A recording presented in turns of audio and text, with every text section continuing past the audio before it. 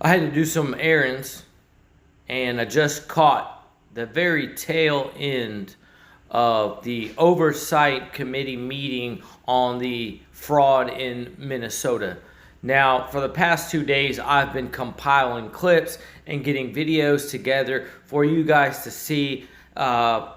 Basically all the evidence to show that in Minnesota, massive fraud is being committed and it's being facilitated. I think by Ilhan Omar herself. I don't know if you've ever been to some of these communities that hold a bunch of illegal immigrants or people that are not Americans, but usually what they have are places and community, I won't say community centers, but they have places in which if you go there, they can provide you with all the resources that you need. They might even provide you housing and shelter and food, and they're going to provide you all the avenues in which to go down, right? So if illegals are coming into Minnesota, Ilhan Omar has set up ways for them to take and get government money. All right. Now we're finding out, like, herself. I'll just take this one piece of evidence. She had no money prior to coming here. Now her net worth is more than $30 million in 3 years. So we look at the businesses that her and her husband have made. The winery business, the other businesses that they have. They all look fraudulent. I just watched the end of the meeting. Now, 2 days ago, what prompted me to start this little investigation was on the PBD podcast, you have Chris Cuomo saying that none of the evidence that Nick Shirley found in Minnesota has been corroborated. No evidence, there's no evidence of fraud, is what Chris Cuomo is saying. Now, this guy used to be, I guess, a governor.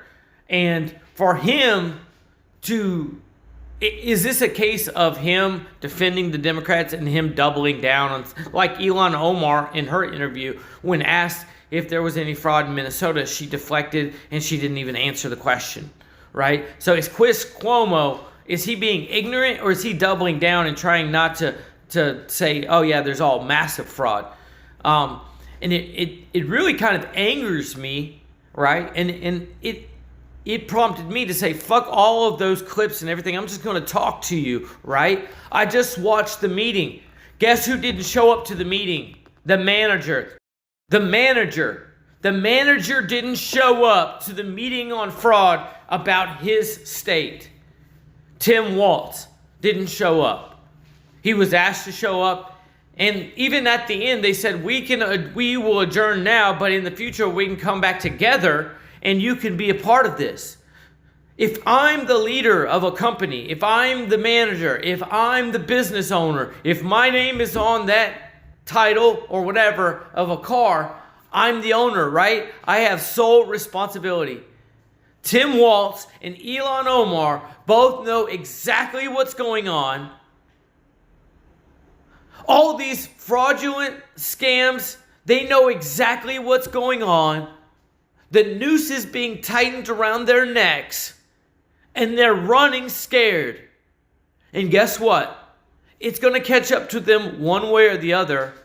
But you still have people on the PBD podcast saying, oh, there's nothing, no fraud, there's nothing there, right? And he gets upset at Vinny because he's passionate, and he's kind of like me right now. I'm upset. I'm upset that millions of dollars, not millions, billions of dollars, $9 billion with a B has been funneled out of. And if you didn't think that was the worst, like if you didn't think $9 billion worth of fraud was bad, now guess what? They're going to the airports and they're talking with the people. Do you know how much money in cash, in cold, hard cash, is being funneled within their luggage out of the country? Our taxpayer dollars are being put in cash, put in a luggage, and being funneled out of this country by Ilhan Omar and all the crooks in in Minnesota. Is that crazy to y'all?